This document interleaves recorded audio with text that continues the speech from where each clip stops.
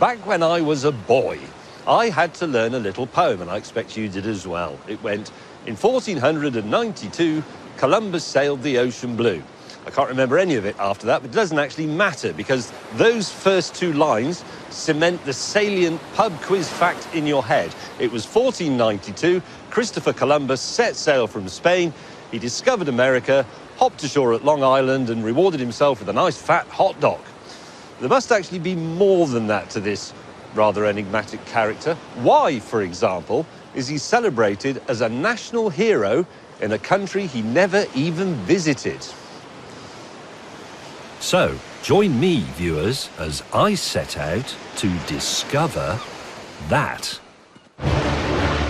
The age of the great explorers was one of the most dramatic in history. When men risked their lives, Cast off and set sail. Whoa. Take up on the peak.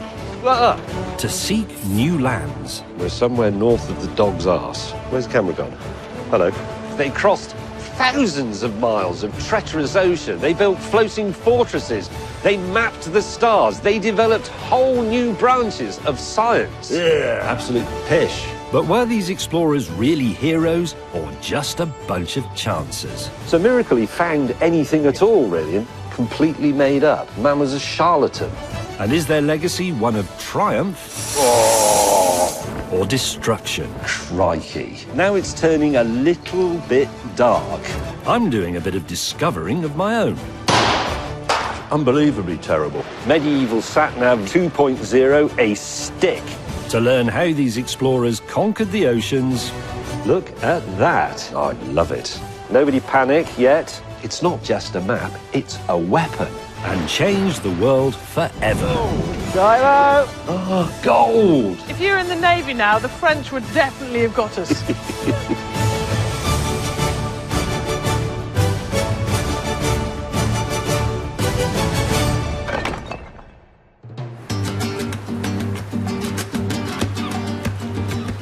Columbus's world-changing voyages began in southwest Spain, which is nice because I get to have a lovely scenic stroll for your viewing pleasure. I think we got it. The walking shot. All good voyages start with a map, and here's the one Columbus had. Now, very easy for me to say this in the 21st century after a very agreeable lunch, but it's a bit crap. Apart from that, there are a lot of things missing. Australia and New Zealand, for example. Look at the shape of everything. And look at Africa. Look at the shape of that. It's ridiculous. Back when Columbus was a lad, the most exciting part of the world was Asia. This is where all the shiny and aromatic stuff that Europeans coveted came from, carried along the Silk Road. But unfortunately, in 1453, this is when Columbus was still an infant, Constantinople had fallen to the Ottomans, which caused a bit of a Silk Road block. The Europeans no longer had access to all those lovely silks and spices and jewels. They were just stuck with their mud and turnips as if they were all living in Norfolk. Something had to be done, and what had to be done was to find a sea route from Europe over to the Indies, as Asia was then called. this is how the great age of exploration began. Forget the space race, this was the spice race. The Portuguese were the hot favourites to get there first, but it was a hazardous voyage, over 10,000 miles south around Africa and off to the east. Enter a man with a plan. Those steps are really annoying. Not me, Columbus. Rather in the way that young men these days are obsessed with, say, magazines about airfix models, the young Chris Columbus was obsessed with maps. And he had a brother who ran a map shop, so he could get high on his own supply. Historians have long believed that Columbus was an Italian from Genoa, but recently some have claimed that he may have been a Spanish Jew from Valencia. While they fight it out, what we do know is that he spent a lot of time on boats, and he knew that daring sailors were rewarded with great riches. He became obsessed with finding a quicker route to Asia, and with, of course, the glory that would follow. So after several more years of sailing and calculating and map bothering, he'd come up with a plan. he would absolutely slash the journey time to Asia by simply going west. This was revolutionary, sailing off the edge of the map. But if he could pull it off, fame and fortune would be his. With fevered excitement, he travelled to the courts of Europe and pitched his plan to their kings and queens, who all told him to sod off. Sailing west was madness. But Columbus, whether stubborn or simply delusional, persevered. He tried schmoozing. He tried map-splaining. He tried boring them witless. He tried for years. Finally, and at the grand old age of 41, he got a bite. Isabella and Ferdinand of Spain had just won a very expensive war expelling the Moors from their country, and they needed a bit of a cash injection. They also probably quite liked the idea of sticking one over on their great rivals, the Portuguese. And it's also possible they were simply sick to death of Columbus nagging them. It was game on. Europeans would be sailing over the horizon to the west. The Crown found backers to pay for crews and 3 small ships, and they sent Columbus here to Palos de la Frontera to collect the lucre.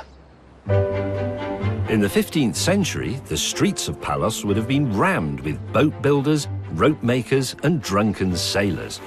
Columbus met with the bravest of the ship owners, who lived in this house and laid out his plans.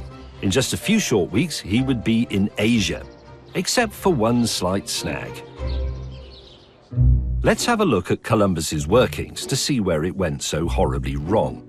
As our high-tech demo will show, it starts with a philosopher in ancient Egypt, whose name is very easy to say. Eratosthenes. He noticed something a bit strange about shadows. This is the spinning celestial dust mote that humanity calls home. The sun is represented by this torch on a stick. In reality, it is much bigger and much further away. This is how they do things at the Griffith Observatory. Here is Egypt. Now, here is a camel, and if I put the camel down there, you can see that the shadow of the camel is directly below the camel. If we now move the camel further north, you can see it casts a shadow that way. Clever old Eratosthenes, whatever, measured the different angles of the shadows, did a spot of trigonometry, and worked out the circumference of the Earth. He was accurate to within 1%, which is an absolutely phenomenal result. Unfortunately for our hero Christopher, he based his reasoning on the work of a different ancient, Ptolemy, who in turn had based his work on the assumptions of some other bloke, and they were miles out. The moral of this story is, don't copy other people's homework. Ptolemy's estimate shrank the world by 28%. Columbus had backed the wrong camel. I shall extinguish the sun. Getting the girth of the Earth wrong could have fatal consequences for the sailors on the voyage. Right, let's go back to that 15th century map of the known world reproduced here in handy laser-cut wood. His idea was to go west and approach the Indies from the other side. So we'll rearrange the map. Hang on, how does it look? Something like that. Bear with me. With the 28% shrinkage, he was already off to a bad start. But then Columbus made a series of other errors. Most notably, he confused the Roman mile with the bigger Arabic mile, and that made the Indies apparently there. Columbus's whole plan was based on an idea of the world that was 58% too small. He calculated that that would be 4 weeks sailing away. The truth, however, is that Asia is all the way over there, or 12 weeks sailing. Columbus's mistakes, and the mistakes of those around him, all the way back to antiquity, spelled certain death for a crew on that voyage.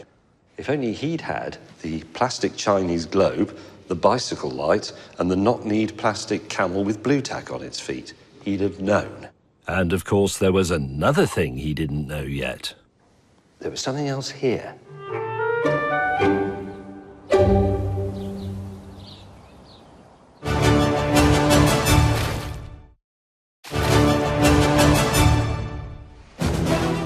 Welcome back, viewers, to 1492.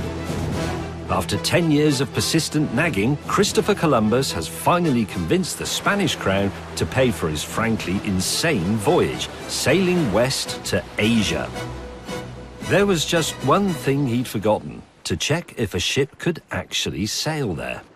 Well, he was in luck. Sailing technology had recently made a major leap forward, thanks to a new type of sail. Time for a demonstration. Permission to come aboard, skipper. Now, if you're expecting fancy CGI or reenactors in dodgy wigs, this is not the series for you. But if you're expecting me with dodgy hair investigating exactly how it all happened and why... Morning. Well, you're in luck. Join me aboard 12-foot dinghy Skiffy. This sail setup is known as square rig for obvious reasons. This is what most European ships would have had. But the Portuguese, especially in the 1400s, had noticed another type of sail, a triangular one. And what we're going to do today is demonstrate the difference by sailing to a buoy just over there and back again. I've got the skipper on board, who is Alan. Aye, aye. Aye, aye. And he's here to take control if necessary and to make sure I don't accidentally sail to the Caribbean. Are you ready, skipper? I am. In 3, 2, 1, go. Go. If you just slacken off that's right. Goodbye, cruel world. The first leg is downwind, plain sailing all the way. Oh, God, there's the buoy. Bring it round. But next comes the upwind leg. Going in the wrong direction. Where are you, camera? Come over here. I need to talk to you. The point about the square sail is that it's really just like a big bin bag full of wind, and it's great when you're going downwind. The wind is roughly behind you, it fills up and it thrusts you along, but when you want to go towards the wind, it's a bit problematic. Whilst it's all very easy downwind, upwind the ship has to do something called tacking, basically catching what wind you can to zigzag to where you want to go. For this reason, sailors were quite nervous about sailing away from the shore downwind because their fear was that they'd never be able to get back. They'd be lost at sea forever, rather like we are. We want to go over there. But tacking with a square sail is not easy. Ready about? Ready about. Okay, here we go. We are moving.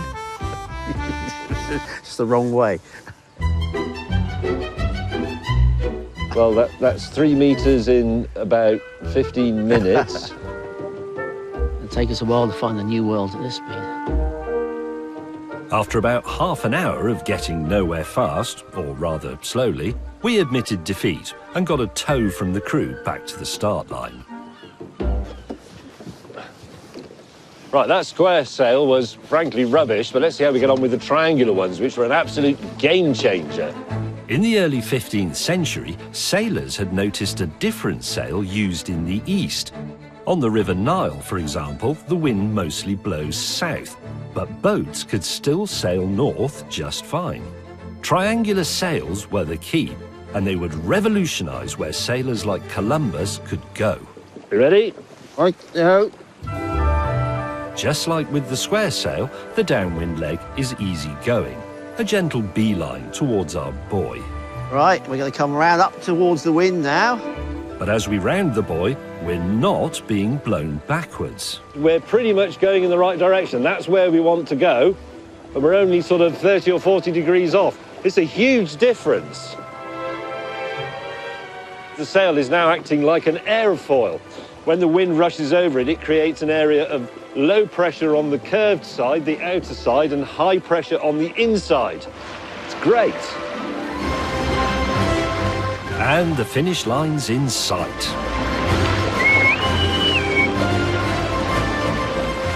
Victory. Yay!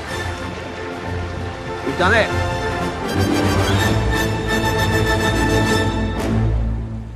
What a craft Skiffy is with triangular sails.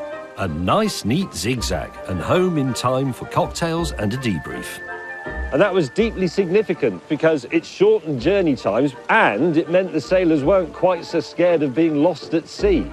All because of triangular sails. It's fantastic. A simple change in the shape of a sail meant that Columbus could now change the shape of the world. But to go with his sails, he needed ships. And for ships, he needed to go to Palos Port, the Cape Canaveral of its time. Here is a replica of Columbus's fleet. In the middle is the Santa Maria. And not really very big when you consider what it was going to achieve, but it is at least plumptious in the hold, so it can bring back all those spices and treasures from Asia. Either side there is the Pinta and the Nina, based on Portuguese designs, small, sleek, fast. The whole lot could be expected to bimble along at a very vigorous 4 knots or so, roughly a brisk walk. Ships like these were one of the greatest feats of engineering of the age. Floating fortresses that harnessed the wind to transport you to lands afar. Now, if anybody watching this is thinking, oh, that would be an adventure, going off on an old sailing ship, you might want to think again. Come aboard and I'll show you what I mean. You have to bear in mind that there were 90 blokes on these 3 tubs. They stayed in the same clothes for the entire voyage in their own slime and filth. They slept in shifts, and you slept simply in a convenient place on the deck, probably curled up on an old sack or something. The smallest of the lot was the Nina. A proper little leaky tub, God above. It's about 60 feet stem to stern. And I don't know if you've ever watched any of those YouTube videos called things like Container Ship in Heavy Atlantic Swell. They're absolutely terrifying. But now imagine doing that in this, which is really just a bit of a GCSE woodwork project. It's unthinkable. This would be bad enough on a trip along the coast, but the renegade Columbus would be sailing these ships west into the blue beyond. I don't know what he's smiling about. Believe it or not, it wasn't that easy to persuade men to go on these voyages. And one way they got around this problem was to offer an amnesty to criminals. Murderers, for example, will let you off, but you have to go on Christopher Columbus's voyage. To sum up, this was a death cruise on a rickety tub, sleeping on a sack with a bunch of stinking murderers. No wonder he couldn't get the staff. I know some of you are wondering, and no, there were no lavs on board. You just had to let it hang out over the side. But at least the food was terrible. Somehow, Columbus managed to scrounge up a motley crew of 87 sailors, and they would need feeding. Food rotted quickly in the hot, damp ship's holds, so almost everything he took was dried to preserve it. Right, well, here is a selection of the sort of things Columbus's crews would have had on board. There's salted fish, some hard cheese, salted pork, peas, raisins, lentils, and some nuts. They would have also had lots of liquid things, thankfully, delicious red wine and beer. But half of their calorie intake would have come from something called ship's biscuits, or hard tack. And we're going to make some of that right now.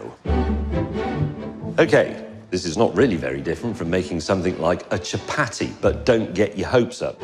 It's a very basic recipe. 2 types of flour, boring old wholemeal, and a delicious fibrous green flour made from peas. Very nice. Add some salt, because even sailors deserve flavour in their biscuits, and bind it all together with water.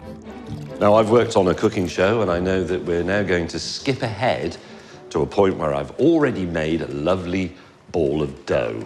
That's how cooking shows work, even in the 15th century. Weirdly that we're talking about explorers, this has worked out to look more like a map of Tasmania, but anyway, that comes much later. Now, one essential requirement of ship's biscuits was that under no circumstances were they allowed to be light and fluffy. They made a series of holes in it, going all the way through, with a fork, to stop exactly that happening. So anyway, that's basically the gist of it. And now, again, by the magic of television, we will skip forward to a point where a whole load of these have been baked. Look at those. Let's see what it tasted like being an explorer.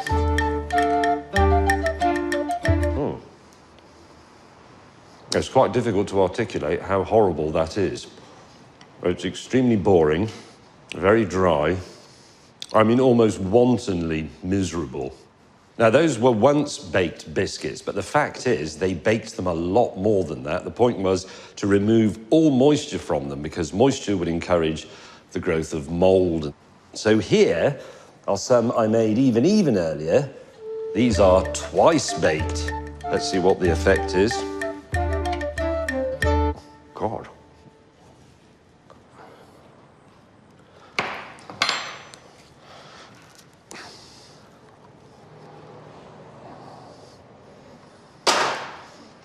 So hard to chew. That's only twice baked. Okay, 4 times baked ship's biscuits.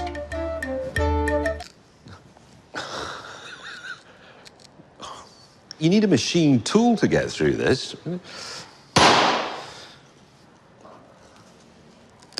Oh, a bit came off. It's unbelievably terrible. Oh, excuse me, I'm gonna have to have a bit of beer to get rid of that. The sailors soaked the biscuits in water to soften them. But once a day, if the weather was calm enough to cook, they got to dip them in a bowl of this stuff. Ta-da! Salt, pork and pea stew.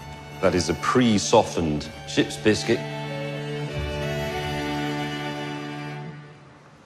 I can't do it, I'm sorry. How long has that been soaking for? An hour? Best resort to a spoon if I want to keep my teeth. That is delicious, but it might be delicious because I've been eating ship's biscuits. It's a bit like being beaten up, and then when it stops, you think, this is nice, but it isn't really nice, it's just normal. Columbus's very baked biscuits might have been mould-free, but there wasn't much he could do about these little fellas. These are weevils. And these got into absolutely everything. Now, they're perfectly harmless to eat. They also help to weaken the structural integrity of the ship's biscuit by burrowing through them. But nevertheless, they are weevils. To demonstrate just how different their enthusiasm for ship's biscuits is compared with mine, oh yeah, they've gone absolutely mad for it. They're also escaping. Some of them have actually jumped out. They're very agile. So now, as a poor sailor, miles from home, hungry, probably cold, you're faced with a stark choice. It's a protein-enhanced, unchewable ship's biscuit or a nice glass of red.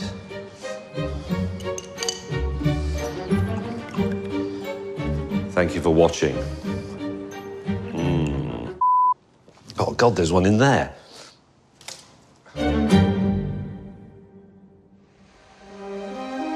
Finally, Columbus's ships were packed with everything he needed. Sailors, biscuits, wine, weevils, and a very badly wrong map.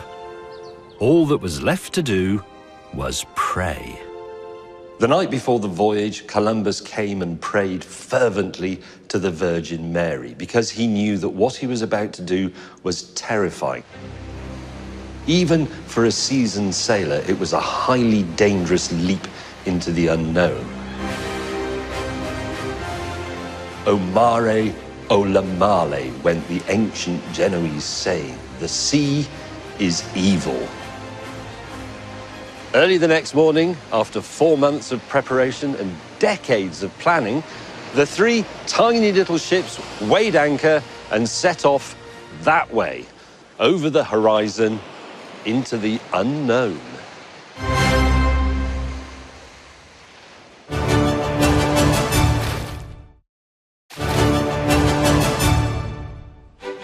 Welcome back to the dawn of the Age of Exploration.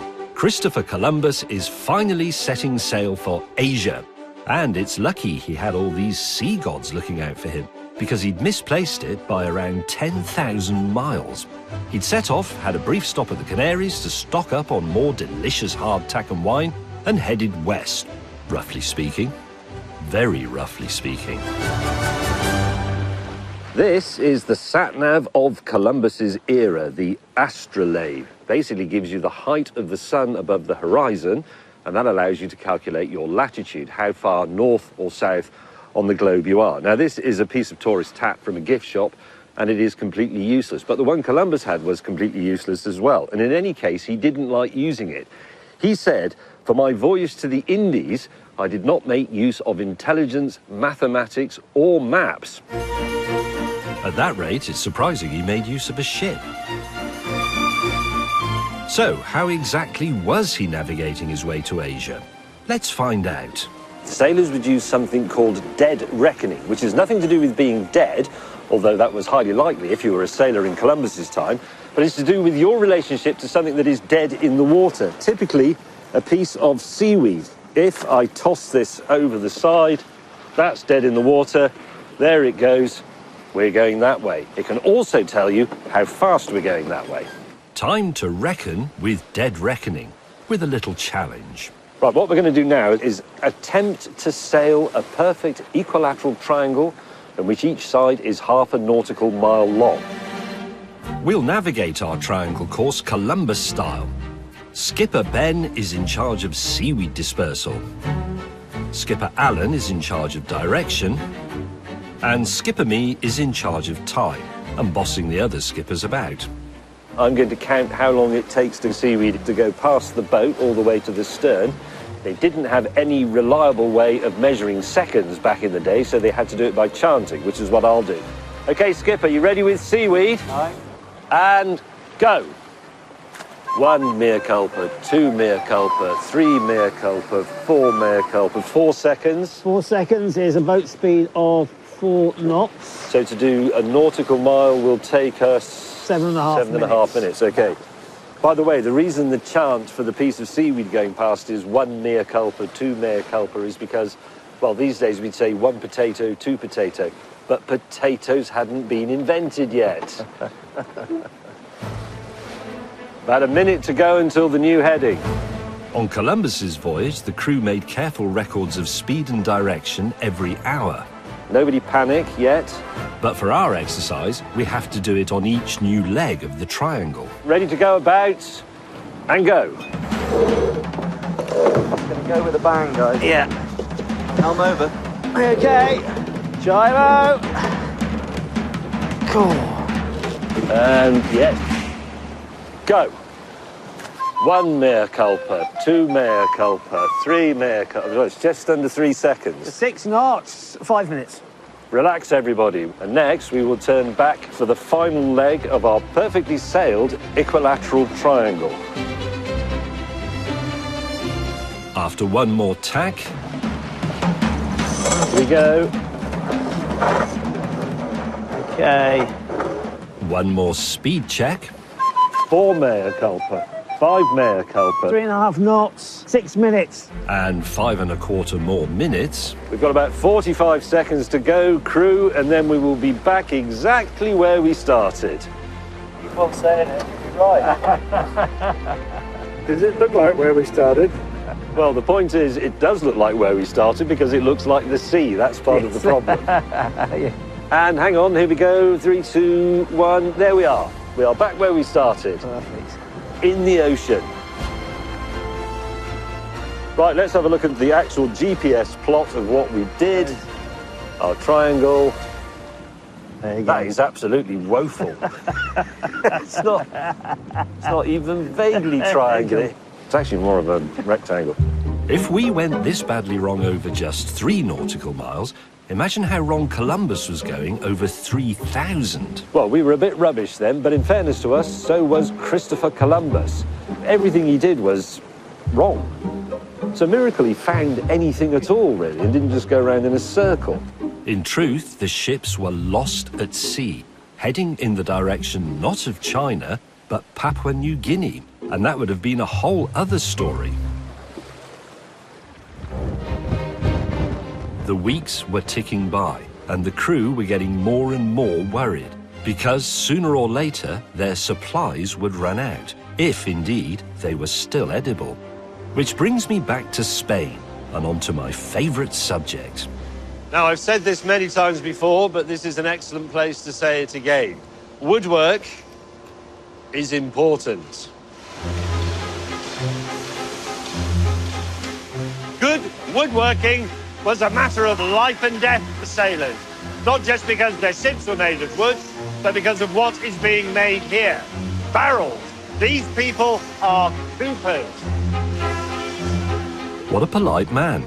I don't think he actually needed that bit. In case you haven't noticed the racket in the background, there have been a few updates since the handsaws and planes of Columbus's day.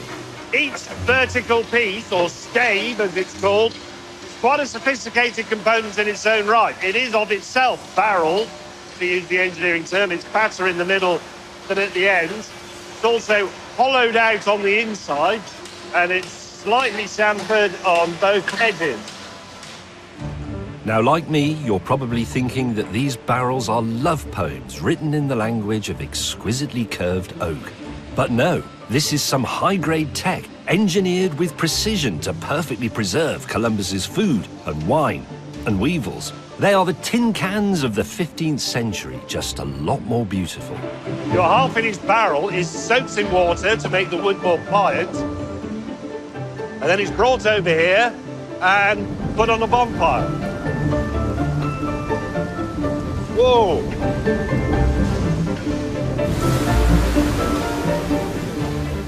Thank God he put it out. Look at the inside. The fire leaves behind a layer of carbon that helps seal the wood. It's a thing of beauty. It's still not finished.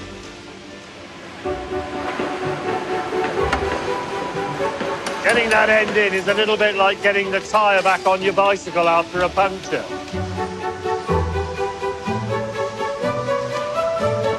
That's it. Can you see the end over end bit?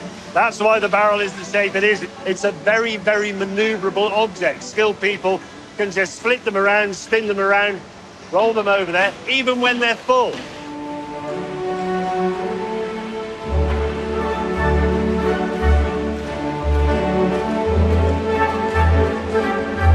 You find yourself slightly in fear of being run over by a barrel.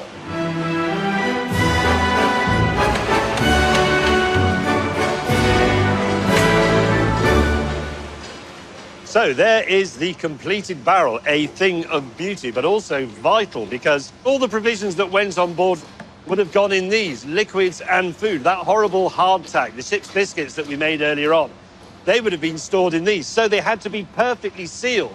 Otherwise, liquids would run out or seawater would get in and make those biscuits, believe it or not, even more unpalatable. So this really is a matter of life and death for sailors. The cooper is as important as the captain and as the shipwright. So I'm going to say it again, woodwork is important.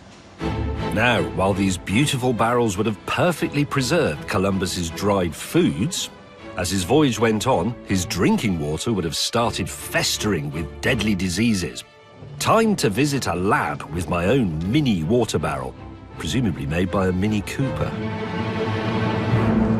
Now, 4 weeks or so ago, Jason, our Spanish fixer, filled this with water, well water, fresh but untreated, exactly the sort that Columbus would have had on his journey. And Chris thought the voyage would last for 4 weeks. So let's see what 4-week-old barrel-stored water is like.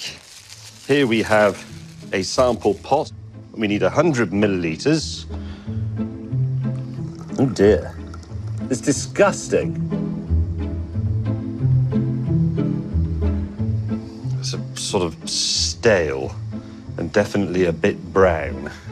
If only we had a lab technician called Melania to do a proper analysis of that for us. Gracias. Melania is going to extract the filth from our water and grow a culture from it to see what's lurking. That now goes off for analysis in the lab. She'll also do a second batch that factors in the sailors' hygiene on board. Last time I was left alone in a chemistry lab with a Bunsen burner was in about 1976. Didn't end very well. So now do I get to look down a microscope? In the great tradition of television, here's one Melania made earlier. First, the 4-week-old well water straight from the barrel. Ooh, that looks disgusting. What is it? Han proliferado muchas colonias y el agua no sería apta para el consumo. The bacteria in this water could cause food poisoning, pneumonia, and sepsis. Bad news for Columbus's crew. What about the second sample? Now, what Melania did, sort of simulate water that would have been drunk by people from a communal scuttle bucket with their personal drinking cups, tankards, if you like. And of course, the sailors didn't live particularly clean or wholesome lives, so things like sweat and fecal matter would have been introduced. And I look at it under my magnifying lamp. Ugh! It's got a face. This sample actually has E. coli in it. So what that means is, if you were a sailor in the 15th century and you wanted to go on a voyage of exploration, you had to be prepared to drink Tom Bowling's turds. Thank you, that was delightful.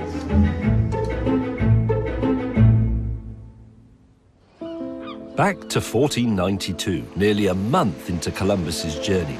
He'd thought that by now he'd be enjoying a slap-up supper and a hero's welcome in Asia. But he was still lost in the blue beyond. 4 weeks passed, and then 5 weeks. Supplies were dwindling, there was still no sign of land, the crew were becoming edgy, and they wanted to turn back. Columbus's crap sums on the back of an envelope were leading them further and further into nothingness. The water must have been disgusting by now. But maybe God was on Columbus's side, because after 5 and a bit weeks at sea, and at almost exactly the point where he said they would find land, they found land. But it wasn't Asia.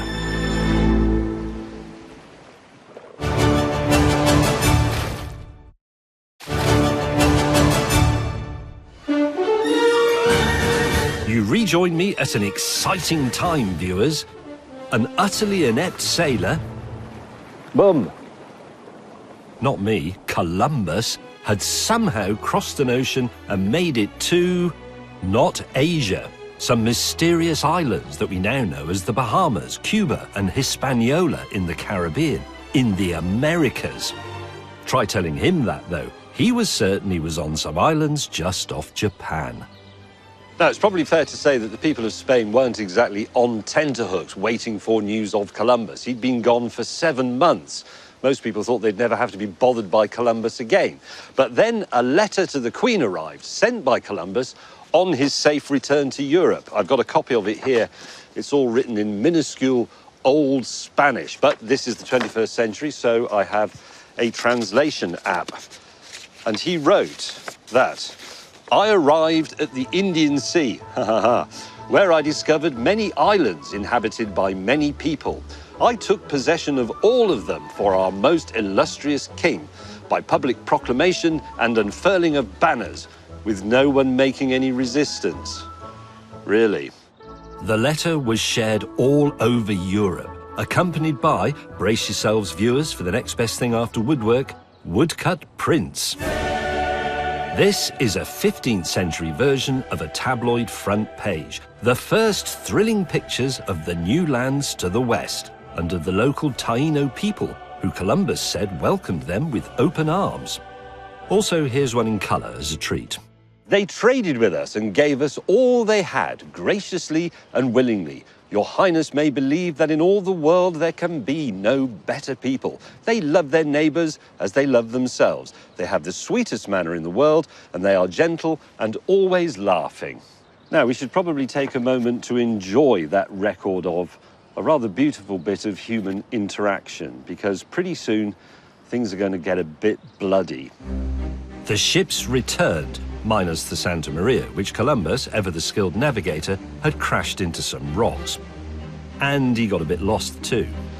But when they finally arrived, the nation was in fevered anticipation to see what they'd brought back.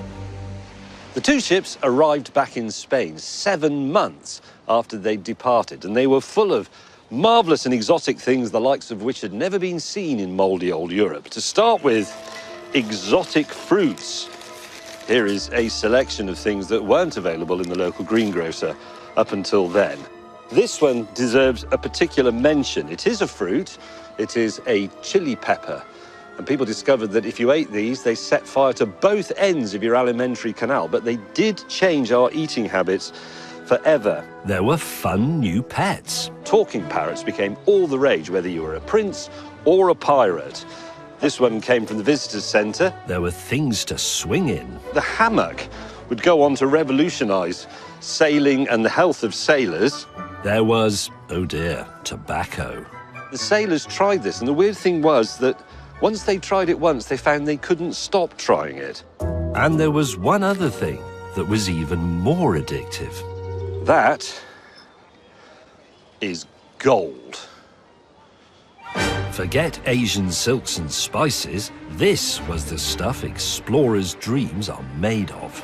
The word gold appears in Columbus's diary of his first voyage 142 times. In truth, he only managed to scrounge a piddling amount from the Taino people, but that's not what he told the Queen. He said they had vast mines of gold and that she could have as much gold as she desired. That little white lie was the sweetest sound to a monarch because gold means power. Gold, we've always believed in it. Humans have been obsessed with it. And why? Well, the Aztecs thought it was produced by the life-giving force of the sun. It's also in a limited supply, which means it can be controlled. Even today, it is believed that all of the world's gold reserves would fit in one big block between the legs of the Eiffel Tower. Here, old gold is melted down and refined in one of these, a crucible, by one of these, an adder. How long will that take to warm up to? About 5 to 8 minutes. The Taino gold was in the form of beautiful jewellery and keepsakes, but to Columbus it just meant cold, hard cash. It's things that were once incredibly precious to people, but they're probably now dead. Just remember that when you retire and you're given your gold watch or your solid gold letter opener, one day you will turn to dust and it will turn to scrap. There it is. That's upbeat, isn't it? The crucible is now as red as a Spanish sailor exposed to too much Caribbean sun.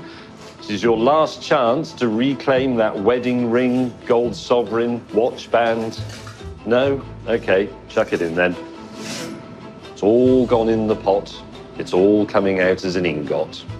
I love the colours of the flames. Look at that green there. Gone. While our gold melts, let's look at how Columbus managed to persuade his new acquaintances in the Caribbean to part with their gold. Now, the Taino people on the islands didn't have this technology. They didn't have furnaces. What they would do was find nuggets in the streams and rivers and simply hammer them into shape. But what really impressed them was the work of the Arawak people on the mainland, because they did have furnaces. They melted gold and they alloyed it with rich red copper to give them something a bit like what we would call rose gold. They called it quinine. Now, fortuitously, Columbus's men had with them a great deal of another copper alloy, brass, which is made from copper and zinc, and it was in the form of trinkets, really, like these little hawk bells. And the Tainos really loved these because they looked like, and just as importantly, even smelled like the quinine from the mainland. So the sailors were able to trade these virtually worthless trinkets for handfuls of real gold. The sailors couldn't believe their luck. Neither could the Spanish crown. Right, here is the big moment, the pour. I'm going to press the button. Are you ready for me to press the button? Here it comes. Ah, gold! We talk about people dripping in gold. This actually is dripping gold. Looks like a slightly bar of toffee at the moment. Just don't lick it. Columbus said that gold is the greatest treasure and that he who possesses it can do all he wishes in life. I like it. Gold, simply put, meant greatness. gold, like the love it so often represents, has been quenched. Last thing now to clean it. And it's heavy because it's gold. Ho, ho, ho. There it is. Even in that state, it's worth, I would guess, what, 350, 400,000? Yeah, give or take. So really, it's that or a pretty decent house. That's what the Spanish went mad for. It drove them insane. Is your security quite good here? Columbus was the court's new golden boy. He was granted a second voyage post-haste. But this wasn't just a gold grab, or at least it couldn't be seen as one. Isabella wanted souls too, to convert the Taino people from their gods to her Christian one.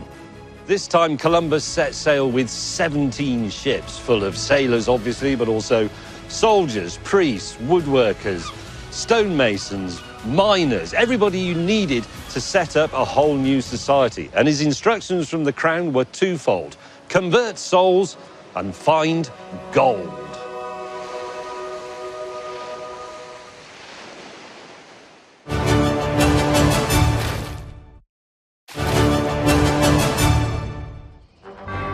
Welcome, viewers, to 1493.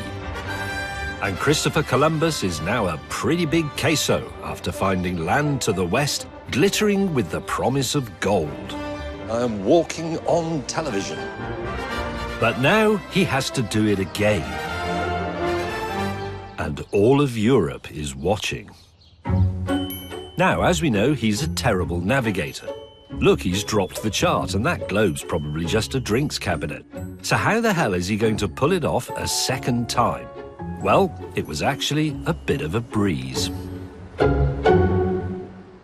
This bucket o' ice represents the cold of the North Pole, and this bucket of hot water represents the heat of the equator. Science again. My handy smokestick will show how wind is formed. And you will see that the flow of cold to warm will make it go down that tube to the equator in a second. Yes! Look at that. That's really quite fabulous, isn't it?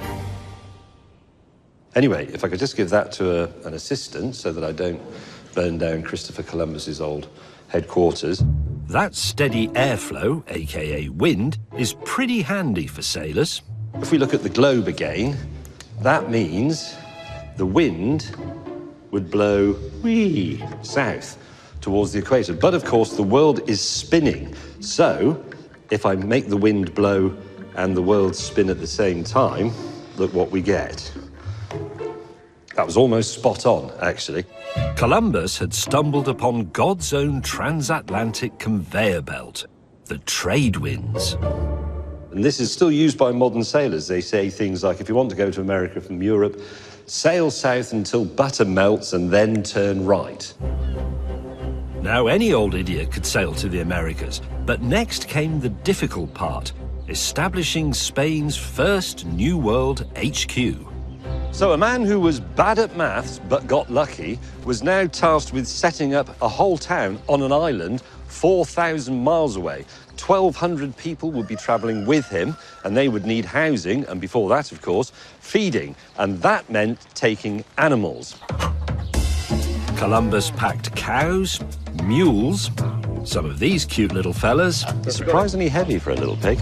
and of course a herd of TV's least cooperative contributors. Hello, goat. They are largely buggering off. Now, all of the animals that they took were completely alien to the people of the Caribbean. The only animals they had domesticated so far were dogs and guinea pigs, which were for, children look away, eating. Columbus's ships were the New World Noah's Ark. His animals would go on to populate the Americas. Every time the Spanish passed an island, they'd drop off a couple of pigs, a boy and a girl, obviously, so that they would multiply and become a future food source. It's just cupboard love, isn't it? You just want goat snacks. Chomp, chomp, chomp. Goats like these ran wild and feral all over. And if you've never heard one, you might have found their bleating quite intimidating or even terrifying, until you work out that goats are actually just complete half-wits, aren't you? But there was one animal that would truly captivate the people of the New World. Imagine if you'd never seen a horse before, or more importantly, seen someone riding one going faster than any human could go on their own legs. The horse would become incredibly important to the indigenous people's culture because they could ride them for transport. They also used them for warfare and for hunting. And most importantly, if you'd never seen a horse before and you didn't have horses, you would never have seen that level of cuteness. That foal is 1 week old. Took me years to learn that. Standing up and wagging my tail. Trousers. Oh.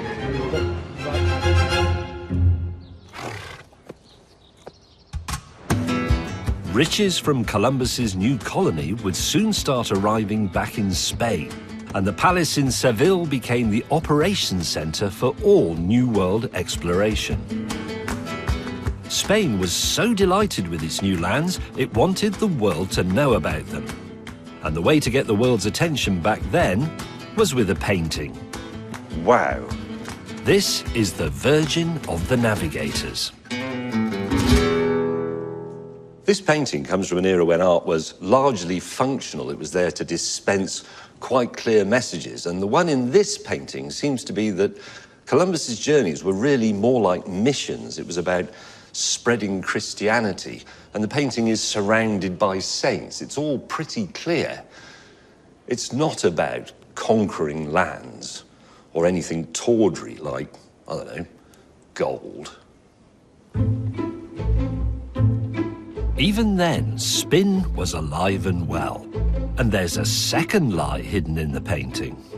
You'll notice at the back, barely visible, the indigenous people gratefully sheltering under the loving embrace of the Virgin, just as Queen Isabella herself felt that she was.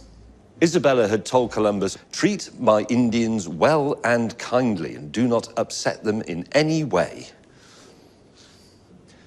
Well, guess what?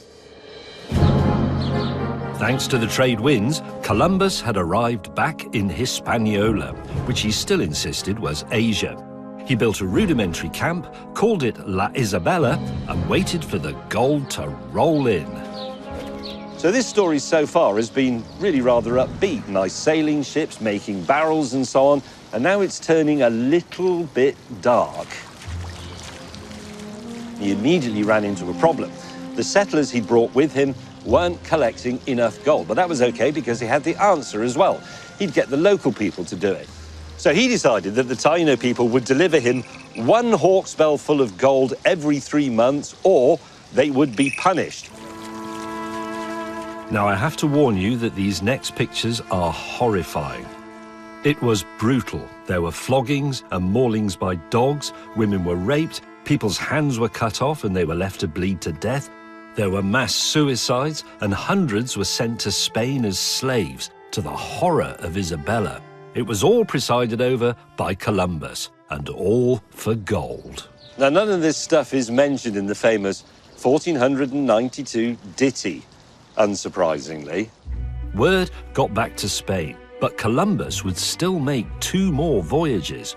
It was only when the Spanish settlers complained about him flogging them too that Ferdinand and Isabella could no longer turn a blind eye. Spain's national hero was brought back in chains and banned from the colony he'd founded. But that wasn't the end of the regime. In fact, it was only the beginning. Pretty soon, Isabella was sending anybody who had a ship over to the Americas, and they would take their crops, their animals, everything they needed to set up a new society. And they also took death, because they took disease. This handsome building is St. Bart's Hospital in London. It's home to their pathology museum, which is home to these interesting-looking jars, which are home to... oh dear, bits of people. This is one of the few places in the world where you can still see the hideous effects of the sort of diseases that were rife in the time of Columbus. Here, for example, is what smallpox does to you. It causes the end of your foot to drop off and land in this jar. This is what bubonic plague does to your kidneys. Typhoid does this to your, I think that's probably someone's appendix, or was. And then syphilis does terrible things to your skull, and it does particularly terrible things to your thumbs. Now, the point here is that Europeans had lived with a lot of these diseases for a very long time, so they'd built up a certain immunity. They had antibodies to act against them. But the indigenous Americans didn't have them. So when the Spanish sailors arrived, they brought quite a lot of this stuff with them to devastating effect.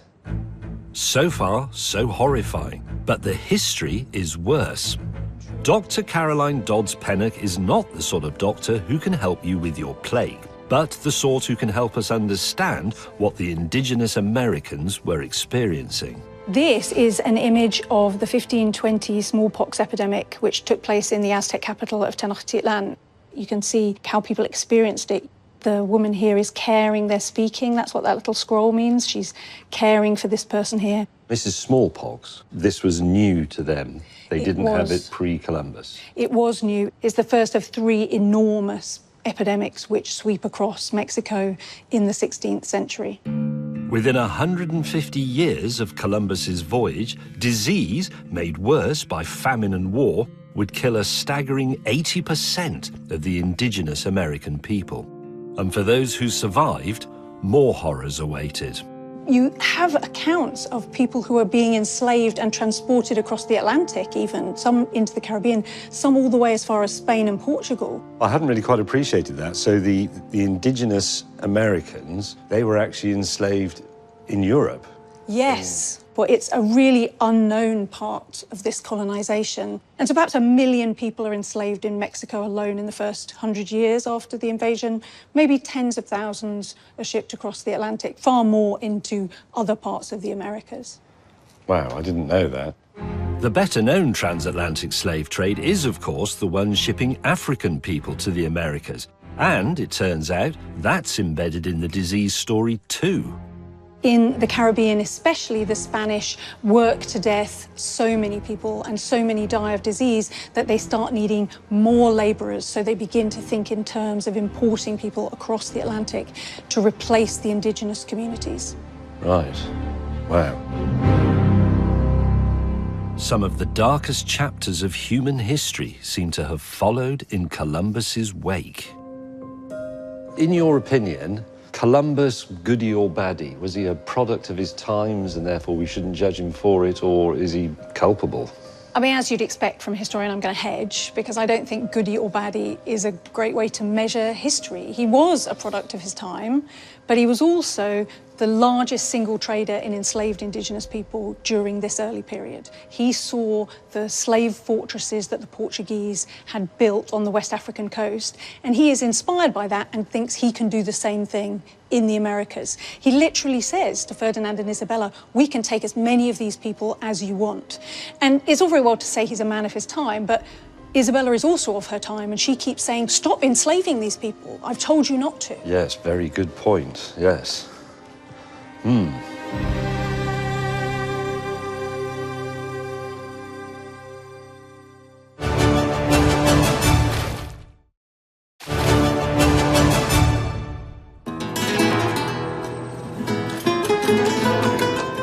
It's 1506, viewers, and after 4 journeys to the Caribbean, Christopher Columbus has been banned from the colony he'd helped found.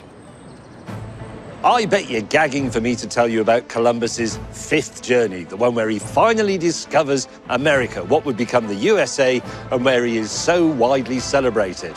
Well, there wasn't one, because he never went there and he never set foot there.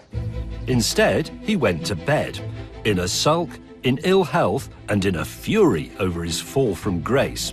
And then he died. Historians speculate that the cause of death could have been anything from heart disease, a tropical disease, arthritis, an intestinal parasite, or even an STD. Whatever, as the old sailors used to say, he had gone aloft. And he is probably buried here in Seville's cathedral. I say probably because we can't be entirely sure. He was dug up and reburied 6 times. An explorer, even in death.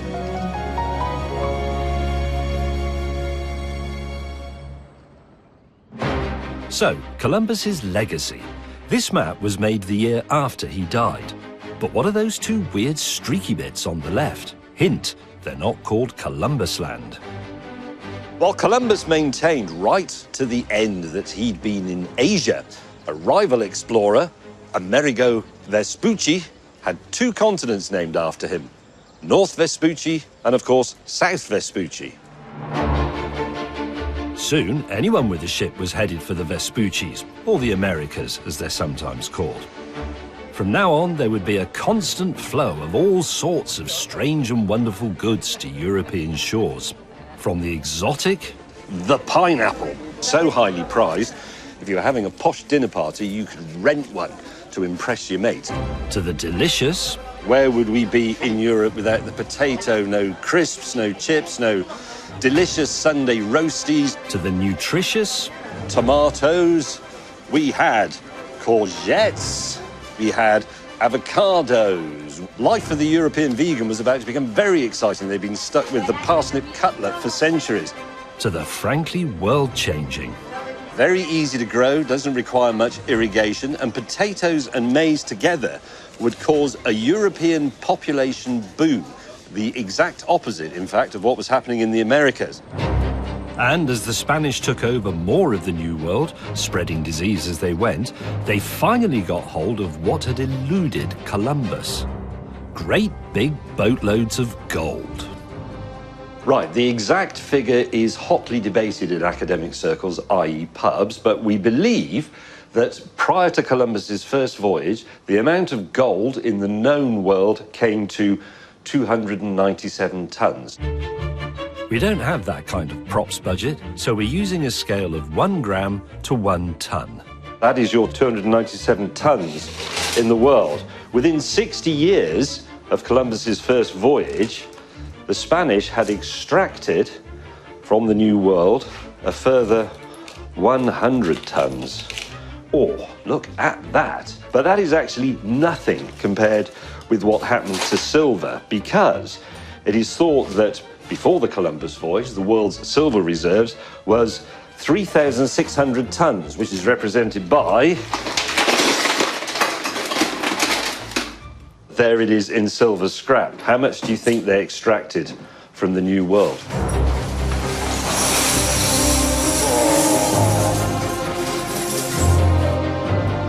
$25,000 tons of silver. For all Columbus's obsession with gold, it was silver that changed the world. This is what funded the building of magnificent European cities, a golden age, or silver age, of art and literature, and the rise of European empires which would go on to colonize yet more lands. Columbus's voyages enriched the old world beyond their wildest dreams, to the cost of the New World.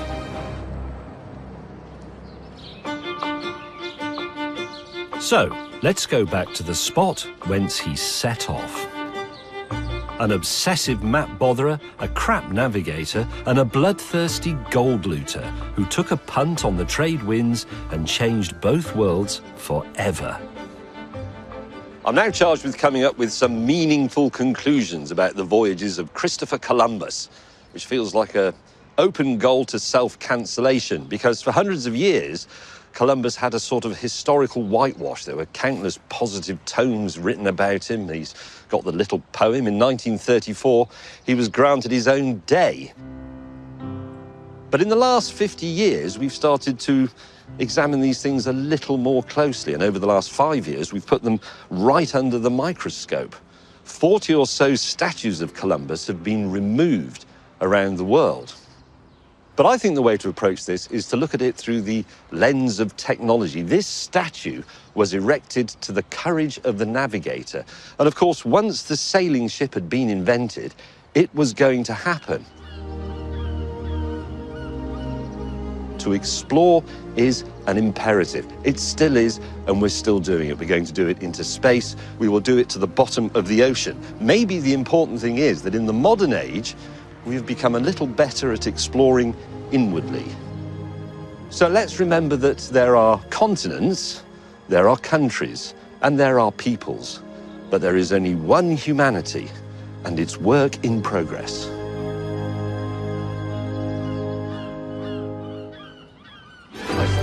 Next time, Good morning, my lads. Sir Walter Raleigh. Imagine making your way here. You may want to position yourself where you can vomit discreetly into a flower bed. This is medieval sat-nav version 2.0, a stick. I've got no training, I've had no practice, so I'm going to be busking it. He touched the Queen. Yeah. Crikey. This is a Tudor license to kill. So much for the great explorer, eh?